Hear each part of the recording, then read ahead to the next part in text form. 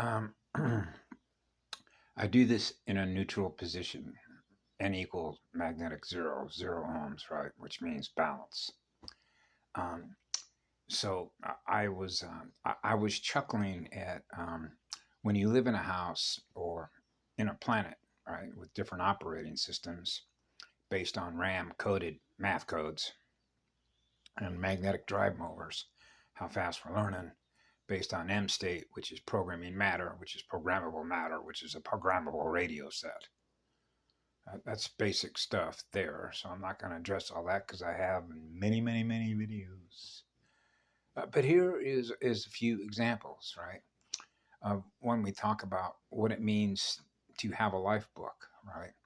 So I remember a long time ago, and I've mentioned this before, is that when you think of children, when you're a mother or a father, and children love to be told bedtime stories, so they go to sleep experiencing beautiful stories to experience before they go into a dream state, right? So it's just like when I turn on this phone and I go to YouTube, I get all this.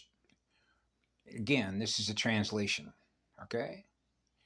I'm seeing pictures of skeleton faces. It's the same programming stuff, which means record in your mirror what gets recorded, things that represent death cult stuff, right? Doesn't represent what love is because you can translate it to your, which is what love is. What isn't what love is.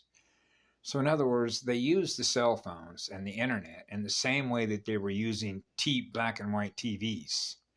They simply changed out the manner in which programming is taking place of what gets put in memory that you thus experience as part of a timeline, which is a life book, right? So in other words, if you were to tell a story in the future to your children, this is where all my experiences, right? So imagine that your children is experiencing eternal love through their own heart. Why would you choose to want them to experience what you experienced as an empath, something that you experienced that was a horror show? Because you recorded it in memory. That was your life book. That's your record. So you're programming your own record of what's held in RAM, which is read active memory, right? Now we're back to when I was a child in the calculator of polarity integration between minus/plus, which means memory plus. I'm going to hold that in memory. Memory minus, delete it or uninstall it, right? Because you're running an operating system based on math codes, which are programming codes. Math is programming. That's operating systems, right? And so when I just walked into the kitchen to go make something to put it in the oven, right, I go in there and I realized that there were different guides. So now you get into magnetic mirrors, what you're choosing to program in memory by what you're exposed to by the beings that you were recording, the way that they do things versus how some other people do things. So now you get into mother and father or parents, or if you're a newborn, the environment that you're born into, right? Now this is when we get into mimicking or the recording and why the ages between 1 and 6 are so important. Because you're recording your experiences by virtue of the environment that you're operating in by those that you are in proximity of. So as a child, it's not like you're 3 years old and you can go running around and learn how to drive a vehicle and go get a job or go out into the forest and learn how to live out in the forest, which is live in nature just as you naturally would, like Tarzan did, being born out of an ape. Oh, whoops. In vitro? DNA in vitro? Why a great ape? Because great ape mothers have an enormous amount of love, compassion, and empathy for whatever comes out of her womb. You might want to ask Guy about that, right? Three spheres. Yeah, and what happened with Tarzan?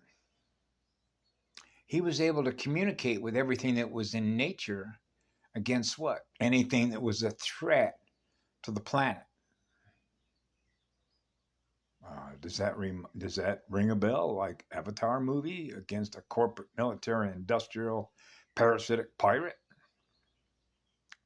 Now you can get into all the corporations that are here that are listed under the Advanced Contact Intelligence Organization, and then you could do a threat level analysis, right? On who if you will, represents the greatest threat to what? Peace. So the water worlds are in peace. So the water worlds are in balance because you know the DNA is born out of living water and living spirit. Right? So that's an analysis, which means you're translating the environment. So basic programming essentially begins with math codes and what you experience and choose to put in memory based on the relationship you have with everything else that is experiencing itself, you become aware of. And in this domain, as a child, I realized I was on a battlefield. So you realize that you're operating in an environment that represents a threat to you, which is your soul and your spirit. Right? So when you learn from others, like I did from my parents, certain things that they showed me, and if you want to think of this as expectations or imposing their will, my parents were not necessarily saying, you will put this in your memory or we're going to whip your butt. In other words, they were not using fear-based programming to put fear-based codes based on the codes that are represented by the parents. Now we're into children being born into this realm and who their first spirit guides are or who their first models are. Now we get into computer modeling. Now we're into XYZ.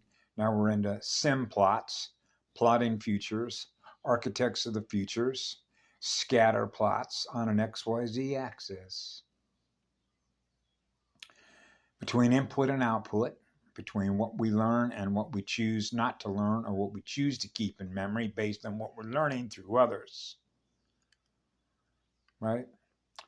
So I realize when I'm around other beings that are not, if you will, my family, which means they were not my brothers and sisters or my parents that I learned from, but what you learn is what they programmed in their memory, which represents future proofs past, which are behavioral algorithms that are encoded in memory, which is an API interface, which is an application program interface based on the codes that are held in memory that represents what we experience in the future. And how do we know that? Because we'll experience the repeated pattern of that behavior that is acting on those same codes that represent the consciousness that is running those codes of what they experience in the future based on what they programmed in the past. So you can map this on a quantum level as the changes that are taking place that you can graph on a distribution table of consciousness, which is operating systems using log scales. So now you can measure the speed of the learning and, if you will, what is known as potential. Potential is predictive programming, which means evolution. Can we predict the evolution of this soul's consciousness given a particular environment in which it's operating? So if a unit of consciousness or a soul is operating in a war zone, then its speed potential, in terms of mapping that on a log scale distribution table between energy givers, right? Love and service to others, and those that are in service to self. So if you jumped into a world in which everybody is in love and service to others, then you just jumped into a realm, a spiritual realm in which you're experiencing what love is. And when love is the law, you realize that you jumped into a zone, which is a hot zone, which is a war zone. So now you're translating the differences between who's who based on what it is that they're doing with their energy that you become aware of, the use of that energy that you become aware of, and whether or not that energy is in a state of peace, which are the water worlds. Right? So what I realize I do when I go into that kitchen and I come out here based on the visual math codes of what I'm experiencing represents the programming of what they're held captive to by the way in which they either do or do not do certain things that you thus now experience on the visible light spectrum, what they're programmed to do. Right? That's consciousness. Consciousness programming. That's based on the level that they operate at by being aware of what they operate as a software program, programming matter, programming the RAM. So it's fascinating when you realize this as a child, the operating environment that you're operating in, the differences among us by what we've learned as children. And this is where it is going to go back to naturally. I shouldn't say naturally because it's not natural to experience child abuse. But I do know that abuse as a child leads to self-abuse as an adult, and why you experience on the visible light spectrum the result of that, which is the result of what I just experienced in the kitchen. Yeah. And then you can get into what we call AI redirects, right? Don't pay attention to that. Don't pay attention to that. You've been instructed to do something else with your energy, which is to do this, upon which your energy is keeping me running